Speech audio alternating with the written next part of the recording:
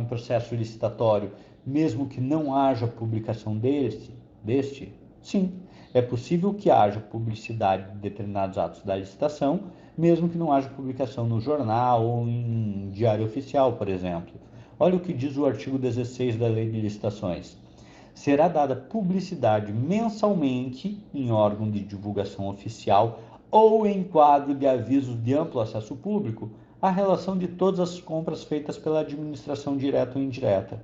Então, quer dizer, será dada publicidade mensalmente, a gente pode ignorar essa parte aqui, em órgão de divulgação oficial, ou em é um ou outro. Pode a administração dar publicidade das compras, da relação de compras feitas por ela, em quadro de aviso de amplo acesso público.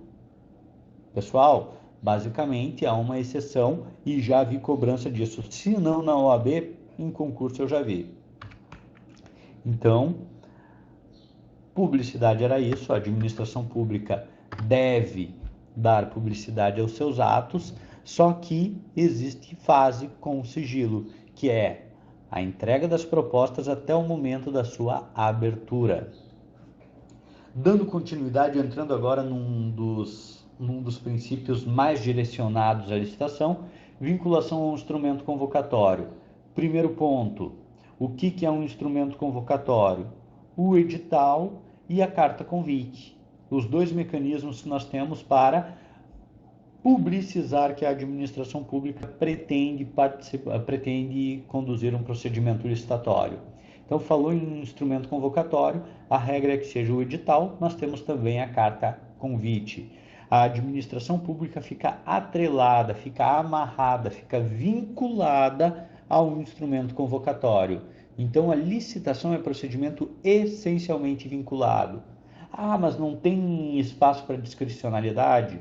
Tem, mas essa discricionariedade, ela fica adstrita principalmente à fase interna, ao momento pré-edital, pré-carta convite, que é o momento em que a administração pública avalia o tipo de licitação que será conduzido, o objeto que será contratado, a modalidade de licitação aplicável.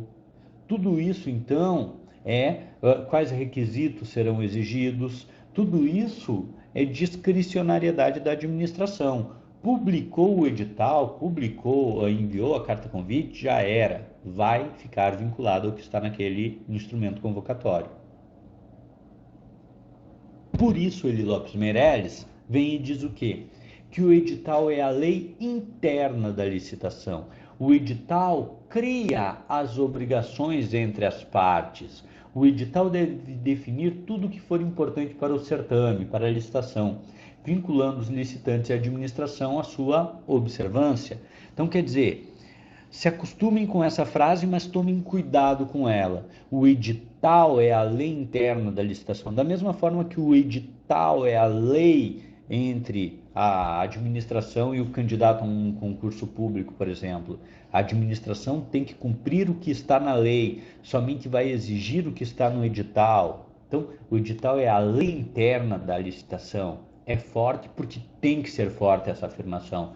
Todavia, a gente chama atenção que o edital, na prática, não é lei, formalmente não é lei. O edital é um ato administrativo que deve se pautar na lei.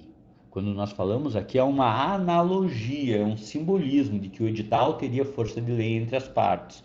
Agora, o edital na prática não é lei, pessoal. O edital é um ato administrativo que tem que respeitar todos os elementos de formação do ato administrativo e tem que se pautar na legalidade, o princípio da legalidade que rege toda a administração pública. Já falei para vocês que a elaboração do edital é livre e discricionária na busca por satisfazer os interesses da coletividade. Após a publicação, a administração fica vinculada ao que foi publicado. Quero mudar. A gente vai tratar de licitação, a gente vai tratar do edital provavelmente na próxima semana e vai falar sobre mudanças no edital. Pode mudar depois de publicado? Claro que pode.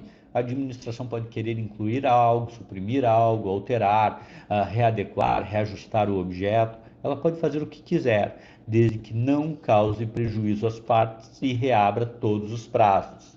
Então, a discricionariedade administrativa se encerra com a elaboração do edital, e uma vez publicado, seu cumprimento é imperativo, admitindo, como eu acabei de falar, mudanças desde que reabertos todos os prazos. Para finalizar, assim, o instrumento convocatório estabelece normas que obrigam os licitantes, bem como a própria administração pública, inclusive no que tange ao critério de escolha do vencedor a ser utilizado nas licitações. Isso a gente vai ver no julgamento objetivo. O edital deve estabelecer de forma precisa e clara qual critério será utilizado para a seleção da proposta vencedora.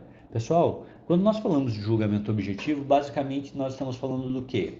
Que a administração pública deverá escolher um dos tipos de julgamento possíveis. Menor preço, melhor técnica, técnica e preço, maior lance ou oferta. Maior lance ou oferta vai ser principalmente na modalidade leilão. Mas, enfim, são 4 tipos possíveis de julgamento. É menor preço, é melhor técnica, técnica e preço, é maior lance ou oferta, é a administração que escolhe. Agora, ela escolheu que quer o menor preço, ela não vai poder exigir critérios que digam respeito, por exemplo, a técnica e preço, ou que se afastem do preço e busquem melhor técnica. Por quê? Porque ela apresentou uma perspectiva para os participantes. Eu quero preço. E depois ela vai utilizar outros elementos como critério de julgamento, é injusto mesmo. Então, não pode. O edital estabelece de forma precisa e clara qual critério será usado para a seleção da proposta vencedora. Além disso, critérios objetivos de julgamento que não se subsumem às escolhas dos julgadores. Afasta-se o subjetivismo. O administrador não deve se valer de critérios que não estejam delimitados no edital para a definição do vencedor do certame. Isso vocês vão encontrar formalizado no artigo 45 da Lei de Licitações. O julgamento das propostas será objetivo, devendo a comissão de licitação ou responsável pelo convite realizá-lo em conformidade com os tipos de licitação: menor preço, melhor técnica, técnica e preço, maior lance ou oferta.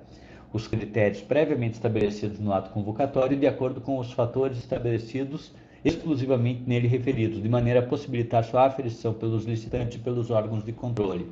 Basicamente, nós não teremos subjetivismo, é bem objetivo. O edital fixou que vai ser menor preço, é menor preço. Qualquer pessoa, qualquer membro da comunidade, qualquer um dos competidores pode aferir se isso foi respeitado ou não e impugnar ou não eventual lista classificatória da licitação. Isso aqui eu acabei de falar para vocês, não pode ser utilizado para fins de escolha do vencedor nenhum outro fator de análise que não aqueles expressamente definidos no instrumento convocatório. Basicamente, se a empresa que ofertou o menor preço cumpriu o objeto descrito no edital, já era. Tem que se sagrar vencedora. Sigilo das propostas, nós acabamos de falar disso. O sigilo das propostas não contradiz o princípio da publicidade, anda lado a lado. A licitação é pública e os atos enquadrados no bojo do procedimento licitatório não podem ser sigilosos ou secretos. Contudo, as propostas apresentadas pelos licitantes são sigilosas até a data de abertura dos envelopes. Pessoal, a violação do sigilo da proposta representa improbidade administrativa e crime definido na própria Lei de Licitações. Falamos sobre isso há pouco.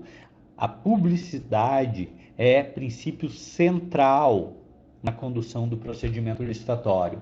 Todavia, o sigilo das propostas é essencial para não caracterizar privilégio a alguns licitantes em detrimento dos outros. Resumo da ópera para vocês: o procedimento licitatório é público, menos no que tange às propostas do momento da sua entrega até a sessão designada para a abertura, ok?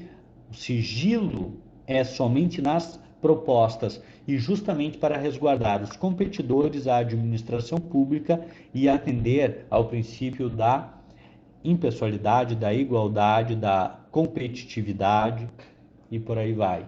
Então, sigilo das propostas e publicidade andam lado a lado. Os princípios não se contrapõem, eles se complementam. Tenham atenção a isso.